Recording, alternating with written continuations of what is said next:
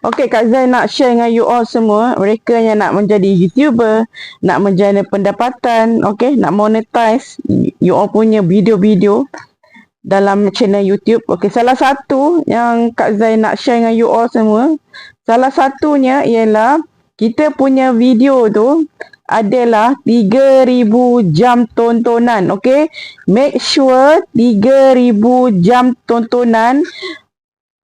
Pastikan you all punya 3,000 jam tontonan anda boleh monetize, boleh menjana pendapatan dalam dalam video you all, dalam channel you all, dalam video-video YouTube. Okey, alhamdulillah Kak Z melepasi salah satu video. Okey, melepasi salah satu, bukan salah satu, melepasi salah satu syarat. Okey, yang keduanya untuk short video. Okey, dalam YouTube channel kita dia ada siaran, ada video. Video tu masa panjang lah, lebih daripada 3 minit. Okey, lebih daripada 3 minit, video panjang sikit lah. Keduanya video short yang kurang berapa saat saja. Okey, dia kena ada salah satu syarat tu. Okey, you all boleh monetize you all punya video, you all boleh menjana pendapatan dalam channel you all. Okey, so you all mesti kena konsisten, kena bersungguh-sungguh, hasilkan video-video menarik, berkualiti. Okey, pastikan ada beli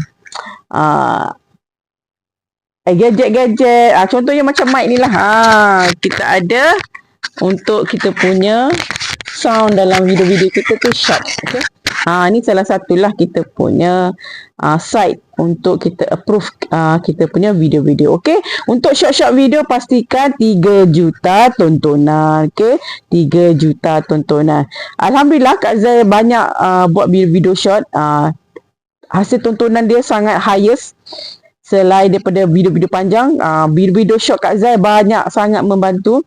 Walaupun belum mencapai 3 juta, tapi keseluruhan tontonan Kak Zai sudah mencapai 888,900. Itu jumlah semua analitik, semua tontonan, semua video-video Kak Zai dah melebihi 888,900. Okey, terima kasih yang support, yang bagi, yang share, yang download video-video Kak Zai dalam YouTube channel Kak Zai, Zai Izzah Channel. Terima kasih atas sokongan anda supaya you all semua boleh menjana pendapatan. Okay, bye. Thank you dah masuk Zai Izzah Channel.